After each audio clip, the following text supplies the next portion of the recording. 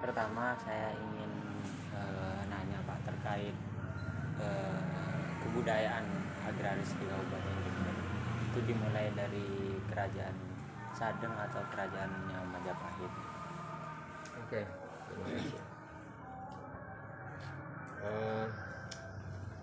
Kebudayaan artinya budaya, hasil pemikiran. Nah, yang ingin Masnya maksud itu nilai atau hasil pemikiran yang seperti apa? Yang nilai yang sudah melekat di tengah masyarakat. Apakah harus dengan kerajaan? Tidak. Tidak ya. Iya. Kalau dimulai dari kerajaan Majapahit atau Sadeng ya tinggal ditelusur lebih tua yang mana. Itu aja. Itu sih jawaban saya, Mas. Soal tonggak pertanian Kabupaten Jember ini mengandalkan apa gitu? Mengandalkan topografinya. Jadi setiap peradaban manusia itu tergantung wajah kebumiannya, tergantung topografinya. Kalau topografi Kabupaten Jember jelas ya, kami satu-satunya di dunia yang paling banyak gumuknya. Ini loh, hanya ada 3 di dunia, di Kabupaten Jember, hasil letusan Gunung Raung Purba, di Tasikmalaya hasil letusan Gunung Galunggung Purba, tapi sudah habis. Hilok atau yang masyarakat Jawa sebut gumuk, dan di sebuah tempat di kaki Gunung Bandai di Jepang. Itu kami tentu bangga ada di antara pegunungan dan kami punya gumuk-gumuk kecil. Gumuk dan bukit berbeda, itu sampean pelajari sendiri nanti. Yeah. Yang kaya akan humus tapi terjajah oleh pupuk, diantaranya pupuk pasca Perang Dunia Kedua, ketika mesiu bahan-bahan kimia diarahkan menjadi pupuk, diantaranya pupuk pestisida. Sebelum Perang Dunia Kedua nggak ada pupuk yang seperti sekarang ini gitu. Berarti salah satu bukti kebudayaan agraris Jember gumuk itu. Yang sampean maksud kebudayaan agraris tolong dijelaskan. Yang misalkan dari pola pertaniannya gitu, pola pertanian yang memang kalau saya baca-baca Jember dari kerajaan Sadeng itu sebagai pusat dari Bondowoso. Kerajaan Sadeng itu kan isu yang sedang digarap sama sejarawan proyek. Maksudnya yang suka proyek-proyek itu. Mohon maaf, ini off the record ya. Oke. Apa karena ada kerajaan Sadeng, kemudian sebelum ada Sadeng kami tidak berkebudayaan? Kan tidak seperti itu. Ya. Hanya ini sedang top down, dari atas ke bawah, pingin semua Sadeng gitu.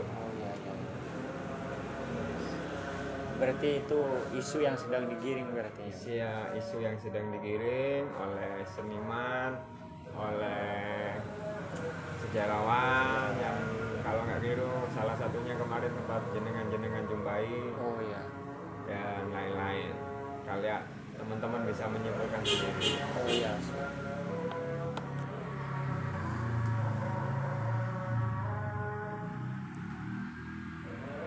Kemarin saya sempat ngobrol sama warga di Cakru itu bahwa di sana itu ada sebuah tradisi yang memang itu agak aneh pergelarannya Pak.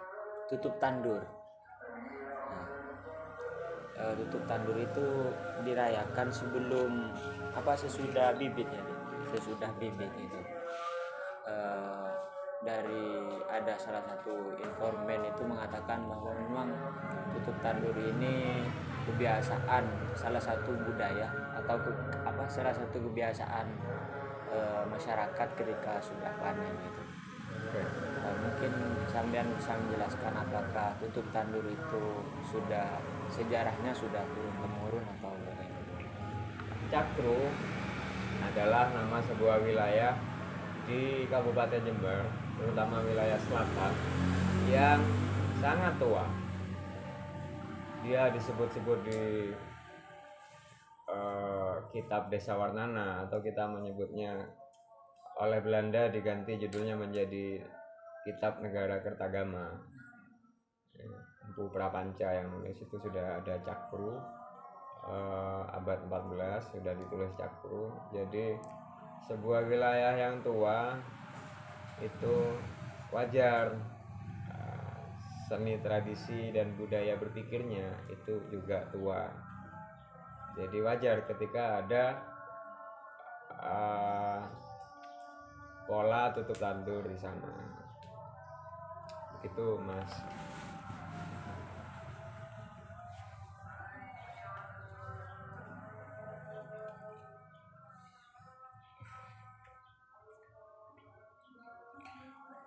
Mungkin sampean pernah menemukan gitu Pak, salah satu bukti peninggalan sejarah di sektor pertanian gitu. Oke. Semalam jenengan berdua ini kan spill tentang prasasti Lombung. Oh gitu. Pertanyaan saya bertanya dulu, nggak apa-apa ya? Enggak. Pertama, tahu dari mana? Soalnya kami di seluruh sudut Kalisat tahun lalu membawa isu lumbung ke Jerman, di seluruh dunia. Itu usut punya usut, teman-teman Good School dapat idenya dari sini. Nah, saya ingin melacak dulu. Iya. Jenengan tahu dari mana? Saya kira tahu dari sejarawan Jember Barat dan Jember Selatan atau Jember Selatan. Sebetulnya kemarin itu yang sempat rame gitu Pak di media. Nah kami diskusikan di redaksi gitu di Alfikar. Karena memang Jember hari ini itu sedang dalam pusaran beberapa investor gitu yang merusak bumi gitu Pak. Nah di Lumbung itu ternyata ketika redaksi telusuri beberapa sejarahnya dari beberapa jurnal penelitian, memang Lumbung itu ada memang sedari dulu sebagai bukti bahwa memang pertaniannya kuat gitu Pak, sektor agrarisnya kuat. Tetapi di balik Lumbung, prasasti Lumbung itu tidak mampu sejarawan baca gitu. Jadi untuk kita menyuguhkan kepada pembaca itu pengen memulai dari bukti-bukti bahwa Jember itu kaya akan agrarisnya gitu Pak. Aku nggak tahu prasasti Lompung ini bocornya dari mana hingga terdengar sampai ke Python. Cuman yang bisa membaca itu dan menganalisis itu sedikit orang, dan itu jaringan saya hanya 5 orang, berlima dengan saya. Kenapa kami tidak memfollow up itu? Karena ketika prasasti Lumbung itu ada di permukaan, ini mohon maaf off the record lagi ya. Ketika prasasti Lompung ini ada di permukaan, maka narasi sejarah di Indonesia akan berubah total. Tidak dimulai dari kerajaan Kalingga di abad keempat, tapi abad pertama, sebelum tahun 100 Masehi. Dari mana? Dari tulisan yang tercatat di prasasti Lombung. Nah, kami menjaga perasaan itu ya, seperti kami menjaga ketika kami menemukan tradisi yang sama dengan Lumajang, sama dengan Probolinggo, sama dengan Bondowoso, sama dengan Banyuwangi terutama. Kami tidak memfollow up itu biar tidak terjadi friksi, tidak terjadi gesekan. Karena sekarang kan sulit ya ngomongin kebudayaan bertabrakan dengan identitas kabupaten. Padahal kebudayaan itu tidak bisa disekat dalam skup temporal dan skup spasial. Kadang-kadang tidak terbatas ruang. Gitu. Apakah masyarakat Indonesia itu sanggup menerima narasi sejarah yang baru? Itu pertama. Di sisi lain, sebagai sejarawan, kami juga berpikir bahwa sejarah itu sifatnya hipotesis. Ketika ditemukan tesis baru yang lebih kuat dengan data-data yang kuat, otomatis data sebelumnya itu akan gugur. Tapi bisakah masyarakat Indonesia menerima bahwa Kalingga hingga Kutai itu tidak ada apa-apanya dibanding Kabupaten Jember dan sekitarnya? Kenapa ada kata-kata dan sekitarnya? Jember itu tidak mungkin bisa, bukan Jember saja, sebuah wilayah tidak akan mungkin bisa maju peradabannya sendirian jika tidak ditopang oleh wilayah-wilayah yang mengitarinya. Tuh. Off the recordnya itu sekarang yang bisa jenengan kutip adalah Jember dilihat dari topografinya, yang di sisi barat ada pegunungan Hyang dengan puncak tertingginya ada di Gunung Argopuro, ada di sisi Lumajang ada Semeru dengan puncaknya bernama Mahameru dan sebagainya.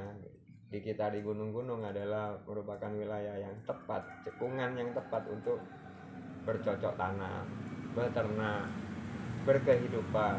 Ini ruang hidup hinterland ya, yang sangat bagus sekali. Gitu. Jadi dilihat dari situ saja, logika sederhananya, memang leluhur kami ahli dalam hal pertanian, ahli dalam hal hutan, ahli dalam hal agraris secara keseluruhan.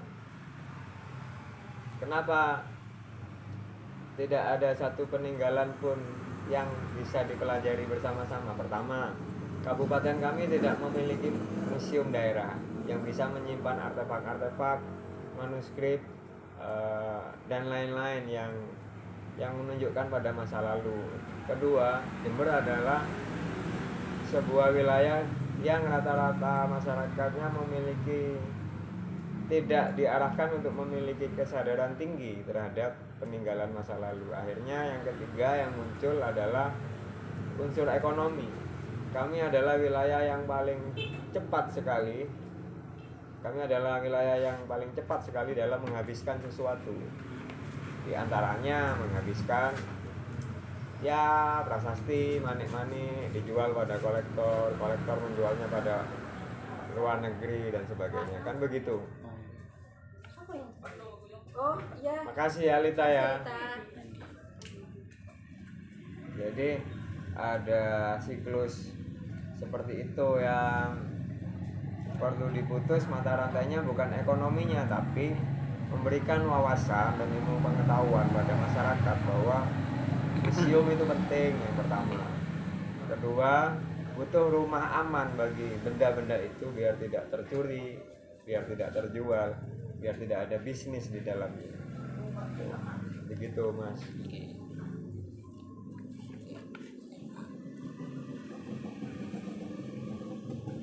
Jadi memang sebetulnya isu kebudayaan ini Wak sudah berangkat dari itu tadi, berangkat dari beberapa prasasti, bukan ya. Saya baru paham pas di Sambian ini bahwa memang sekarang sedang rame gitu, lagi banyak yang bermain rebutan proyek untuk menyuarakan prasasti Lumbung itu. Karena memang inisiatif teman-teman itu, kenapa Jember? Karena pertama Jember hari ini kan apalagi di Silo gitu Pak. Saya sempat diskusi sama teman saya di pondok bahwa memang Silo ini sedang berada di ancaman-ancaman besar gitu. Nah, bahwa ingin menyuguhkan bahwa memang harus dijaga lingkungan Jember ini dari beberapa industri, tambang dan lain semacamnya, kita ingin menyuguhkan dari pertanian itu dah. Oke. Sampean kelahiran mana? Sampaknya. Besar di Python sekarang. Iya. Masnya Iya. Glenmore. Glenmore. Besar mencari ilmu pengetahuan di Python. Tak kasih tahu di Glenmore itu mulai dari terbasalah berbatasan langsung dengan lewat Kali Baru bisa ya, lewat Glenmore-nya biasanya. Dan perkebunan yang lain itu ada di bawah cengkraman orang luar sampai sekarang. Jermannya ada, semuanya ada. Sampang tentu kita tahu seluruh 4 kabupaten di Madura yang disikat dulu pemudanya dihabisi lewat Sabu, lewat Pel, itu kan Sampang karena lintasannya paling pendek. Kalau sampean melintas naik motor dari Kamal Bangkalan sampai Kalianget, itu yang paling pendek itu Sampang, dirusak jalur pemikiran pemudanya karena ada gas LPG dan beberapa hal di 4 kabupaten ini dan pulau-pulau kecil. Kalau Sampang itu diantaranya Pulau Mandengin, itu pulaunya orang kena kusta di masa Soeharto dulu dikonsentrasikan di sana. Nah, Jember masih belum terjadi. Ruang hidup kalian sudah terjadi, dijajah investor asing oleh bangsa sendiri, lewat bangsa kita ya kan, sekarang lewat Jokowi. Jember masih belum terjadi, Trenggalek masih belum terjadi. Tempat kalian sudah terjadi. Di Python sudah terjadi pembangkit listrik dan itu ada reklamasinya dan sebagainya. Kalau ada masalah sedikit waktu lalu dihabisi lewat ubur-ubur aja, ya kan, matilah semua. Nah, kalau mati mau ngapain? Akhirnya dicek lagi kan itu. Permainan seperti itu Jember masih bisa bertahan sekarang. Satu-satunya kabupaten yang memenangkan gugatan tolak tambang emas itu Kabupaten Jember. Maka Kabupaten Jember kalau kita renungkan cepat ditutupnya perlawanan ini dengan apa? 1 tahun kemudian ada pembaruan undang-undang kehutanan. 1 tahun kemudian ada Omnibus Law. Cepat ini 2019 2020 bisa. Maka berpikirlah masyarakat Jember. Ini juga bukan hanya perjuangan masyarakat desa, 1 desa, 2 desa, 1 kecamatan di Silo, bukan. Ini semua Jember. Tapi kenapa Jember masih kuat? Ya karena dibalik pemikir-pemikirnya yang suka melacurkan diri, ya sejarawannya, ya budayawannya, cari hidup dari proyek. Ada yang masih independen, ada yang masih seperti sudut Kalisat, seperti itu. Karena kami tidak kuat dihimpit oleh pikiran-pikiran yang seperti itu, kami mencoba mencari bahan bakar lewat kerjasama dengan kementerian baru kali ini. Karena itu pun demi kebaikan Jember, karena kami mau membicarakan geologi di tanggal 7 dan 8 nanti. Hal paling dasar dari apa yang kalian tanyakan semua itu kan geologi paling tua, mengantarkan kita ke yang sangat tua. Nah, rupanya ini ancaman bukan hanya milik Jember, tapi dimanapun kalian berpijak, kalau itu masih berupa Indonesia, kita terancam, ya kan? Kalau zaman penjajahan Belanda, orang boleh sewa tanah, tapi cuma sampai 75 tahun. Sekarang bisa hampir 200 tahun.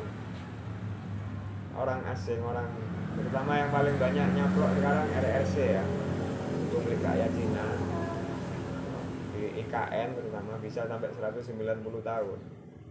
Berapa generasi itu? Generasi keempat mungkin akan lupa dengan surat perjanjian itu kan. Itu bahaya itu. Kita harus menolak Omnibus Law sebenarnya kan. Oke. Jadi kalau ngomongin Jember nggak bisa sendirian loh.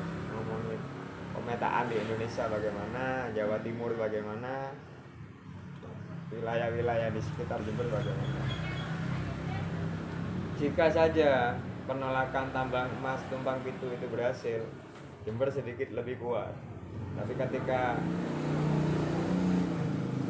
wilayah tetangganya sudah koyak-koyak kayak gini, kita kan menjadi lemah. Akhirnya Masku lah masuk dan sebagainya. Gitu Mas. Jadi kemarin saya sempat ya, karena memang saya pertama kan membawa data terkait kekayaan Jember. Pas sampai sana ada banyak truk di Masko itu, saya bilang kayaknya yang didiskusikan teman-teman soal daerah konflik ini gitu. Gak ada konflik deh Masku. Orangnya baik-baik saja. Cuma kata siapa? Pak Yopi itu. Pak Yopi sama ada temennya, jangan ngomongin konflik Mas di sini, tanya. Ngapain jadi sejarawan kalau nggak ngomongin konflik? Baru tahu dari sampean ini gitu. Oh memang kalau sekarang sedang dinaikkan isu sampean. Iya, didukung habis-habisan sama bupati. Gitu. Aku akan tetap mendukung sisi sejarahnya kalau itu benar. Sementara masih banyak benarnya.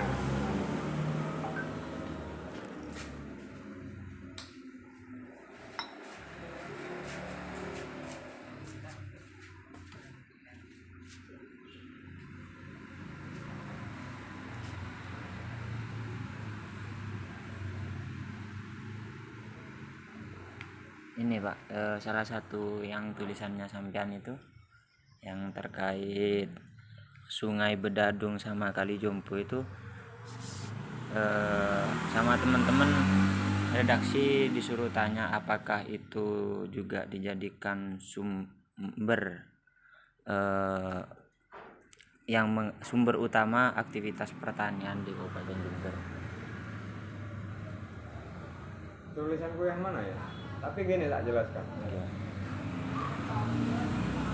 Jember dilalui oleh banyak aliran sungai.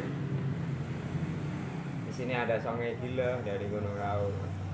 Tapi Jember wilayah kota yang terdiri dari 3 kecamatan, Kecamatan Patrang, Kecamatan Sumbersari, dan Kecamatan Kaliwates, itu dihimpit oleh 2 sungai legendaris orang-orang kota, Bedadung sama Jompo. Kalau ngomongin kota, ya itu yang kita. Tapi kota kan wilayah yang dikepung desa-desa. Ya enggak? Lebih banyak desa berarti. Lebih luas desa daripada kota. Ketika desa-desa ini bersatu. Nah, semua sungai aku kira sangat berpengaruh terhadap jalannya sebuah peradaban manusia ya. Itu Mas. Kalau ngomongin kota, ya itu sumber vital agrarisnya petani-petani di kota. Tapi kan ya, tanah-tanah produktif sudah mulai terhimpit oleh tanah produktif di Jember itu sangat mudah dijadikan tanah pasif, menjadi hunian, menjadi perumahan-perumahan ya. Kalau ngomong dosa tidak dosa itu mulai yang menawarkan tanahnya, menjualkan sama developernya.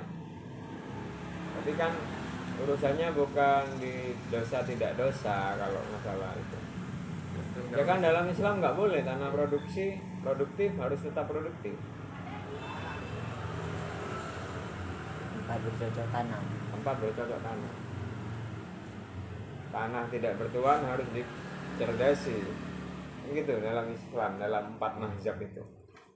Paling parah kan Imam Hanafi, ada tanah terlantar ya sudah dikasih batu di setiap sisinya. Kalau dalam sekian waktu masih tidak ada yang komplain, dia boleh bercocok tanam di sana. Dalam sekian waktu dia berhasil panen, ya berarti tanah itu miliknya, kan gitu. Di masa klaim urusan ruang hidup dulu kan, ketika manusia nggak sebanyak sekarang.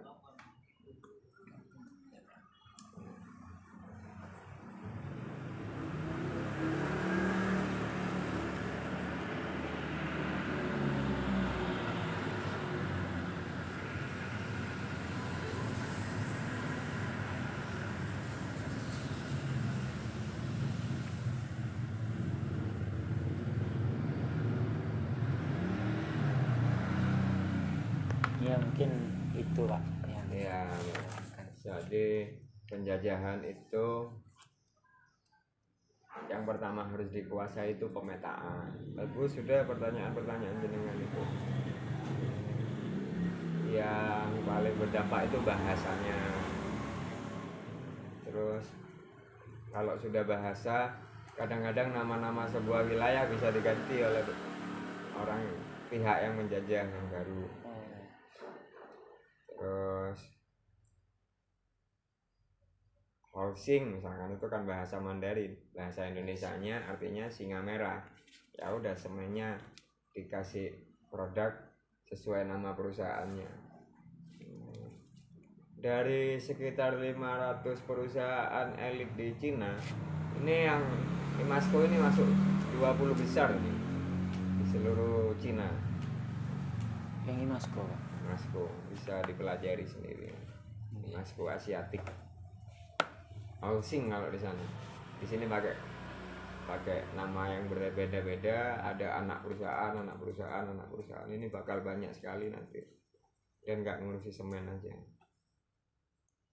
Arahnya bisa kemana-mana. Bisa ke biji benih untuk agraria, bisa ke butiran emas, macam-macam. Tapi ya kalau masyarakat Jember sedang lengah, kita ingatkan pemudanya, itu aja. Karena ini kan urusannya bupati aja gak berkutik, jangankan bupati, gubernur aja rasanya gak berkutik. Berarti orang-orang di sekitar rezimnya sekarang, kenapa tidak ada perlawanan? Orang Puger itu kan sudah makmur mas. Hasilnya dari kopi aja, kopi kalau nggak merah banget, kalau menurut temanku ya nggak dipetik, tak bolong loh. Tuh. Sudah makmur. Terus ketika tanahnya dibeli oleh Imasco, dibebaskan oleh Imasco 3 kali lipat, mereka bisa beli 2 sawah atau 3 sawah di wilayah yang lain, di Bondowoso atau di Paiton atau di mana. Berarti kan kekayaannya bertambah. Jadi nggak ada konflik di sana. Baru akan terjadi konflik nanti kalau martabatnya disenggol. Itu orang-orang Jember wilayah selatan seperti itu sejak zaman sebelum Sadeng. Itu. Karena kalau melihat riwayatnya, Jember itu rumah bagi para resi,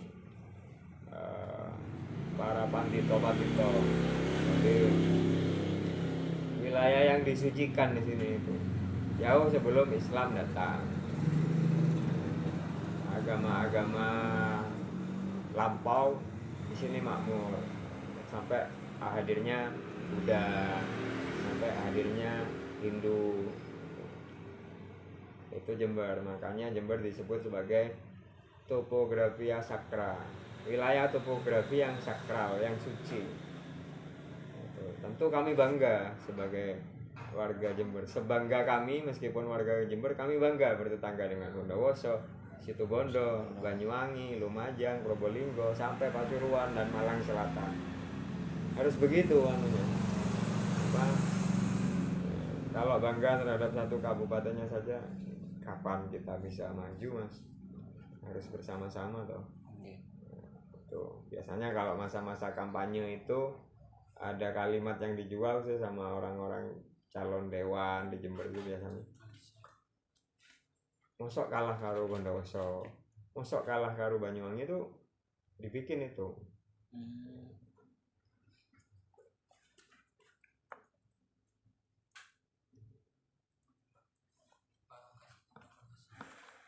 Begitu ya. Agraris tetap ada kok di Jember, tapi semakin terhimpit oleh keadaan.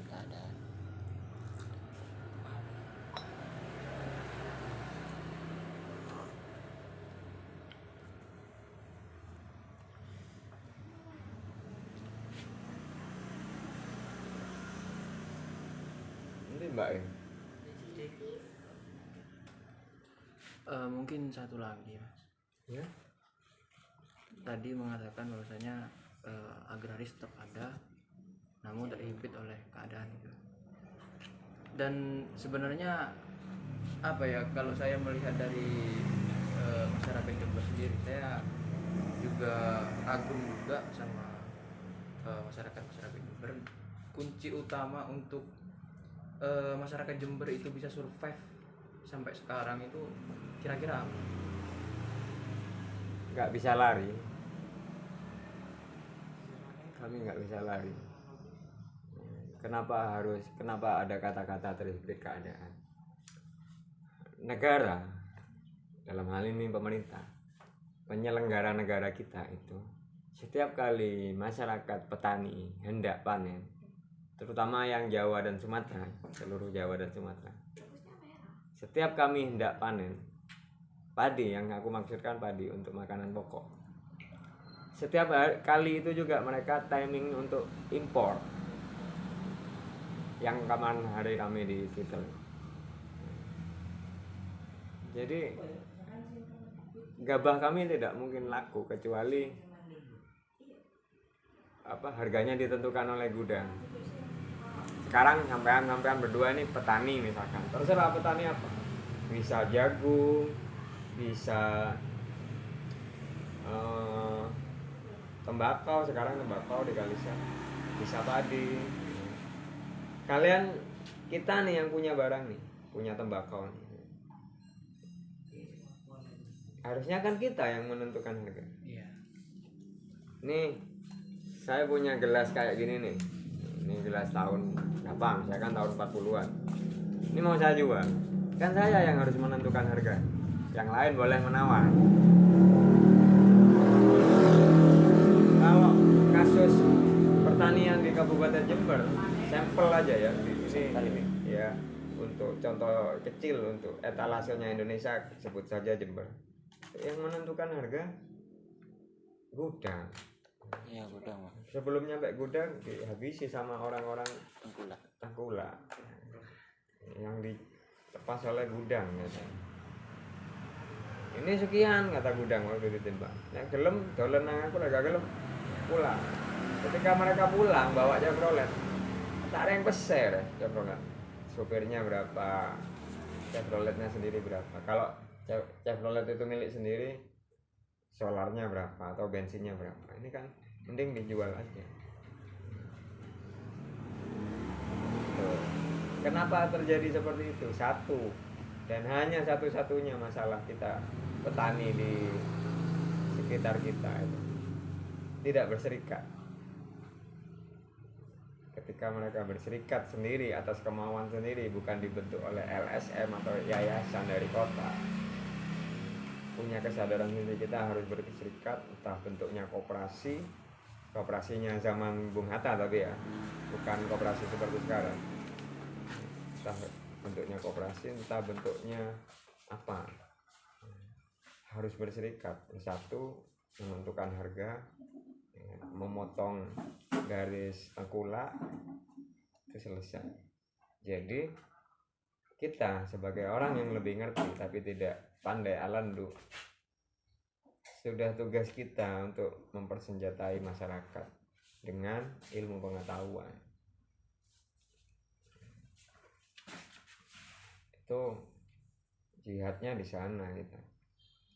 dalam bentuk apapun, dalam bentuk sampean menulis kayak gini, sampean berkunjung ke wilayah konflik seperti Pakel dan tidak menyusahkan orang Pakel,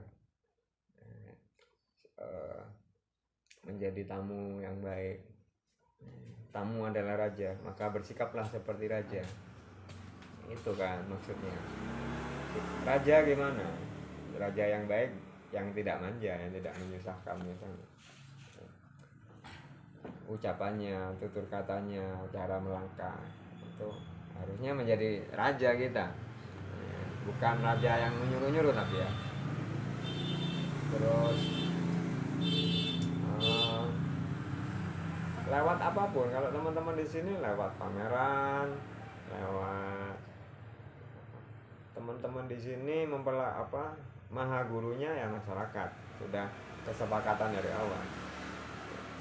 Sangat belajar pada masyarakat kami di sini. Dan kenapa kami tahun lalu berani bikin pameran di sini tentang Pakel? Ya masyarakat sini harus tahu. Soalnya di sini ada dusun namanya dusun Pakel, Gunung Pakel. Kita korelasikan itu dengan Pakel yang Banyuwangi misalkan, dan sebagainya. Gitu. Ayo dengan cara apapun kita sendiri harus cerdas ya sebelum mencerdasi. Ya kita belajar untuk menjadi cerdas itu tidak mudah, tapi harus. Waktu kita kan tidak panjang, kita hidup paling nggak sampai 100 tahun mati, estafet kan. Makanya kita mengapa manusia bisa berkembang biak, karena tidak abadi kan itu ya, harus estafet. Kita mati jadi pupuk, tapi sebelum mati ada sesuatu yang kita estafetkan, salah satunya ilmu pengetahuan, selain nandur nanam hal yang lain. Hanya satu jawabannya kalau ngomong agraria Jember dan seluruh Indonesia, cara bertahan paling baik itu berserikat, berkumpul bersama-sama. Mereka terserah badan hukumnya apa melalui, sekarang kan ada BUMDes, dicoba seperti itu. Ya kami caranya mempengaruhi, akhirnya mau nggak mau berteman dengan semua kepala desa kan nakal rata-rata, nggak semuanya. Kita berteman, kita kasih tahu mereka jangan pergi ketika petaninya menjadi urusan pupuk, urusan tidak bisa menjual dengan harga yang sehat. Kan warganya harus diperlakukan. Nah, kami cara mempengaruhi dengan ngopi bareng, itu nongkrong, itu sih mas.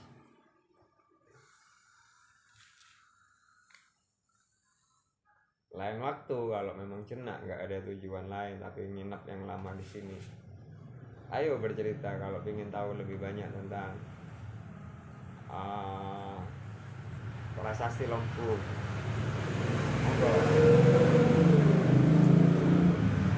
Kami tidak banyak bersuara, meskipun jaringan kami tentu jurnalis lingkungan ya, aku sama mbaknya, tapi kami lebih ke harus hubungi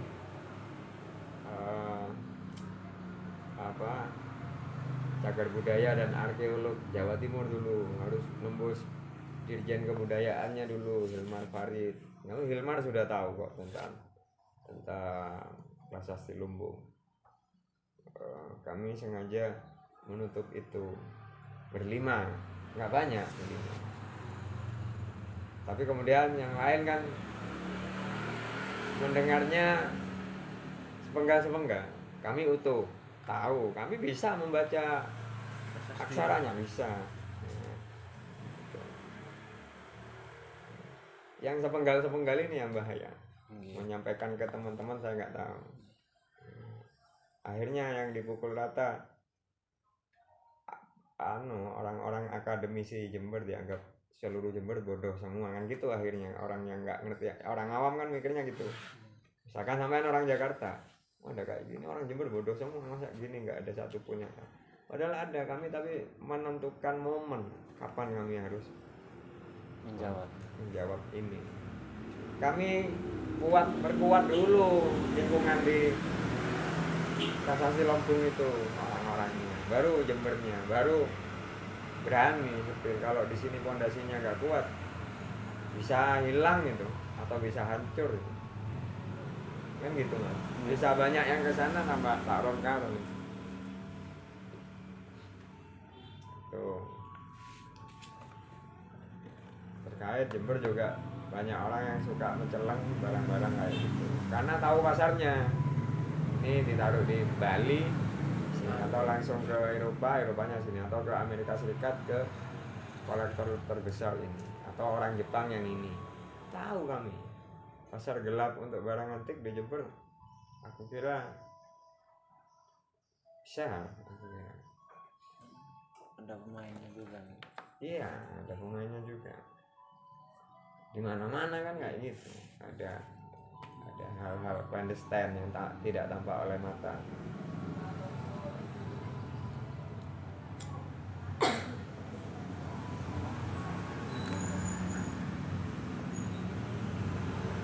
Ada lagi mas? Bagus kok pertanyaannya bagus. Tapi aku kalau misalkan aku nggak tahu, nggak bisa jawab, aku minta maaf. Berarti aku nggak tahu memang. Kalau minta maaf saja nggak cukup, tak carikan teman yang tahu, gitu aja ya.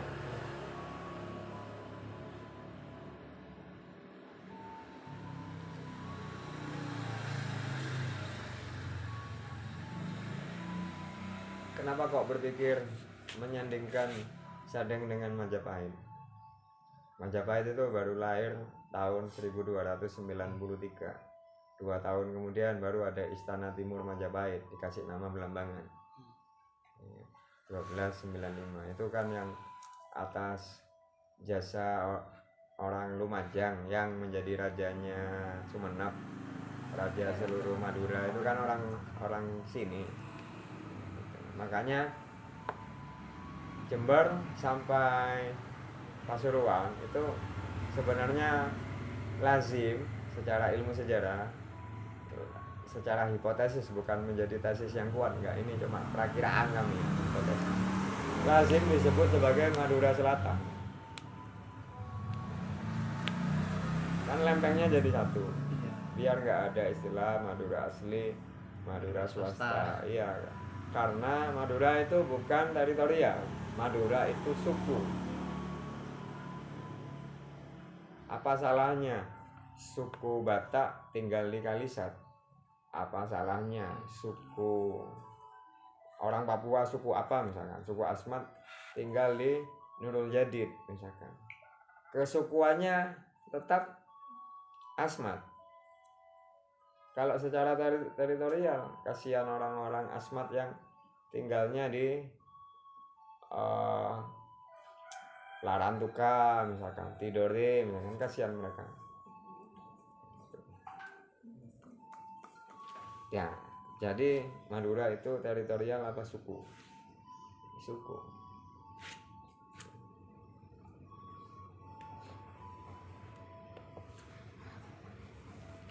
Kalau Madura itu teritorial, kasihan orang Madura yang ada di Bawean. Bawean sudah kadung dianggap sebagai milik Gresik.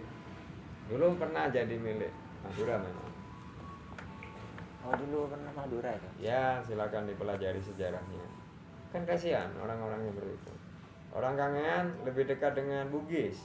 Di bawah Kangean Bali. Tapi ikut Sumenep. Kasihan orang Bugis yang hidup di Kangean. Nggak bisa bahasa Madura rata-rata. No. Itu sih cara berpikirnya. Kalau teman-teman kan mempelajari mantek ya, kayak gitulah. Biar nggak keliru berpikir kita.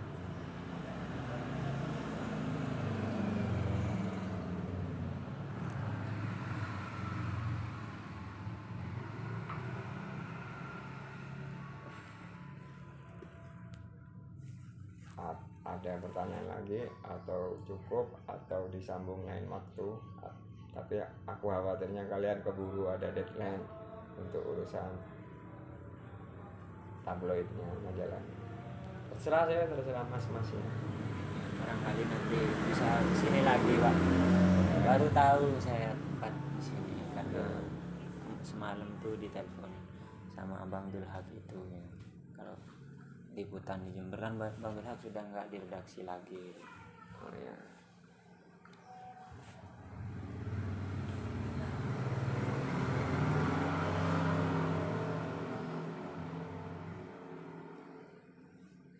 Makan siang pengen mama Pak.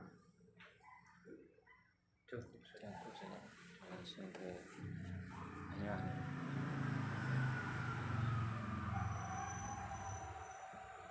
Nggak mampir ke Glenmore dulu nggak? Terus. Langsung ya. Iya. Saya punya teman di Silo itu. Dia mahasiswa jadi juga sering ngawal teman-teman yang pemuda-pemuda. Ketua apa yang Panggilannya di sini Pocalapo. Oh, Nggak percaya tanyakan Mas Ijen. Pak Supra X 125 merah ya. Temanmu itu. oh iya, kecil orangnya. Iya. Pocalapo di sini. Iya, kecil orangnya kan. Iya. Dia di Jogja sekarang. Telepon ya Mbak. Kalau ada nomor. Dipanggil Pocalap. Ya. Karena ada temen dia punya sohib anak patokan. Sukanya ngomong Pocalapo.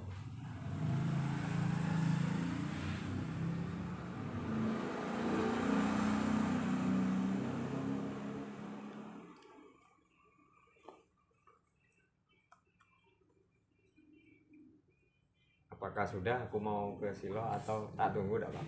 Terserah teman-teman. Sudah, Pak. Terima kasih. Maaf ya Saya yang atas keterbatasannya. organik. Ada tapi rekayasa di Kecamatan Ledok Emak. Rekayasa itu ada yang mendampingi.